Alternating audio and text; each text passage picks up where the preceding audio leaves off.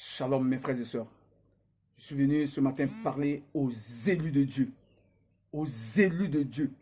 Aux ceux que Dieu les a appelés. Car nous sommes tous des peuples de Dieu. Mais Dieu a appelé ses élus. Il a prédestiné certaines personnes afin que sa gloire puisse accomplir en eux. C'est pourquoi je suis venu parler à un élu de Dieu. Je suis venu parler à une personne. Je suis venu parler à une personne ce matin parce qu'il y a un message pour une personne ce matin. Dieu m'a mis à cœur de venir parler sur ce temps, sur ce message. Écoutez bien aimés, si c'est très important ce que je vais dire. C'est parce que beaucoup de gens ne savent pas s'orienter, ne savent pas comment s'y prendre dans la vie par rapport à la parole de Dieu, par rapport à notre vie. Mais Dieu m'a mis à cœur ce matin de partager cette parole.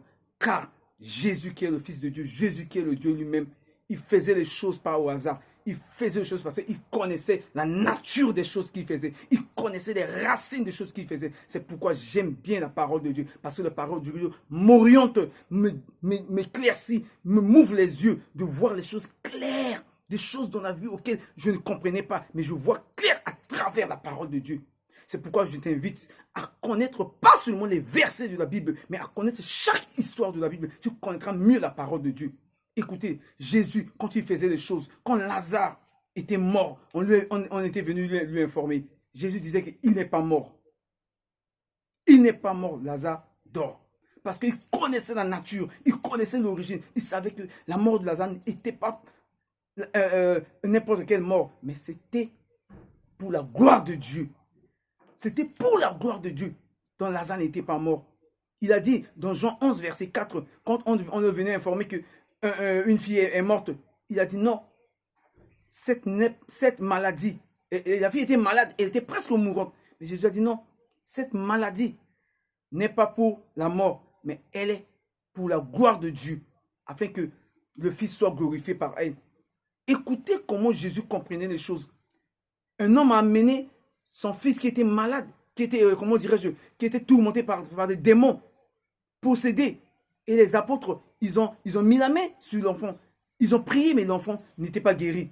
Il n'était pas sorti de son état. Mais Jésus revenait de la montagne pour prier. Et cet homme est couru vers Jésus. Il a dit, Seigneur, Seigneur, j'ai amené mon fils qui est tourmenté par les démons. Mais tes apôtres n'arrivent pas à chasser ces démons, à chasser cette malédiction. Et Jésus leur a dit, ce n'est pas tout.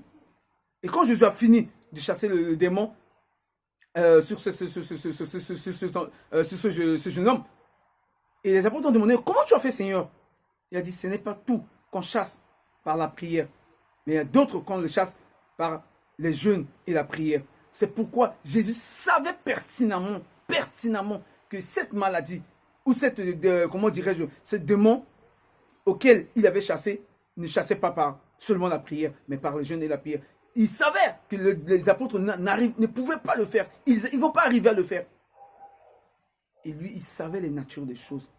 C'est pourquoi je dis à quelqu'un qui attend quelque chose dans sa vie, qui est malade, ou qui a longtemps cherché des situations pour travailler, qui n'a pas trouvé, qui a longtemps cherché des situations pour voyager, qui a longtemps cherché des opportunités, il n'a pas trouvé, ou qui attend un homme dans sa vie pour le marier, qu'elle n'a pas trouvé, ou je ne sais pas, ou attend une femme dans sa vie qui n'a pas trouvé. Je te dis, ta situation est pour la gloire de Dieu. Je suis venu te dire que ta situation, elle est pour la gloire de Dieu. Parce que tu n'es pas une personne normale ou simple comme tout le monde. Tu as un grand destiné devant Dieu. C'est pourquoi je vais parler à moi, je vais parler à d'autres personnes, à certaines personnes qui m'entendent pour leur dire que nous sommes dans le plan de Dieu. Amen. Nous sommes dans le plan de Dieu. C'est pourquoi nous ne devons pas prendre notre mal ou notre situation, je ne sais pas, dans une autre compréhension. Mais si Dieu nous a mis à cœur de dire que ta situation est pour ma gloire, j'aimerais te dire aussi ce matin que prends ton mal en patience.